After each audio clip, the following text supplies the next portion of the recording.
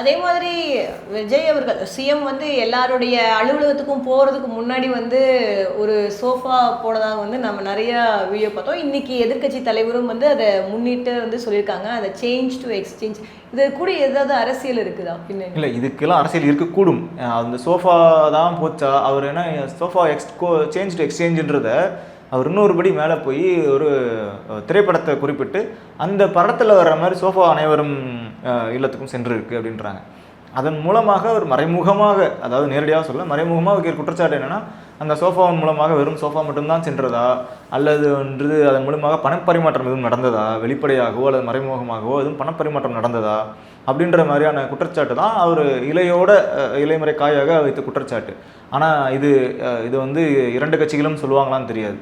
அதாவது எந்தெந்த கட்சிகள் அலுவலகத்துக்கெல்லாம் வந்து சோஃபா சென்றதோ அவர்கள் சொல்வார்களான்னு தெரியாது, அல்லது அனுப்பிய தமிழக வெற்றி கழகம் சொல்லணும். இவங்க 2 பேரில் யாரோ ஒருவர் சொன்னால் தான் அந்த சோஃபாவுக்கு பின் இருக்கும் மர்மம் விலகும். அது வரைக்கும் அந்த சோஃபா, அது வெறும் சோஃபா மட்டும்தான் போச்சா, இந்த சோஃபாவை ஏன் இவங்க வாங்கினாங்க, அவர்கள் ஏன் கொடுத்தார்கள், இன்னும் என்ன வேணால் கொடுத்துருந்துருக்கலாம், ஆனால் ஏன் சோஃபா கொடுத்தாங்க, ஏன் அந்த சோஃபா வாங்கினாங்க அப்படின்றது எல்லாமே வந்து இன்னும் அவர் உட்கார்றதுக்காக தான் அந்த சோஃபா அனுப்பப்பட்டுச்சுன்னு முதல்ல சொல்லப்பட்டுச்சு. ஆனால் விடுதலை சிறுத்தைகளுக்கு வழங்கப்பட்ட சோஃபா வந்து அசோக் நகரில் இருக்க அலுவலகத்துக்கு தான் அந்த சோஃபா போச்சு. ஆனால் அவங்க சந்தித்தது வந்து வேளச்சேரியில் இருக்க இடத்துல தான் போய் திருமாவளவனில் சந்திக்கிறாங்க. அதனால் அப்போ அவர் அமர்வதற்காகவும் அந்த சோஃபா அனுப்பப்படலை. இப்போ எதற்காக அந்த சோஃபா கொடுக்கப்பட்டது,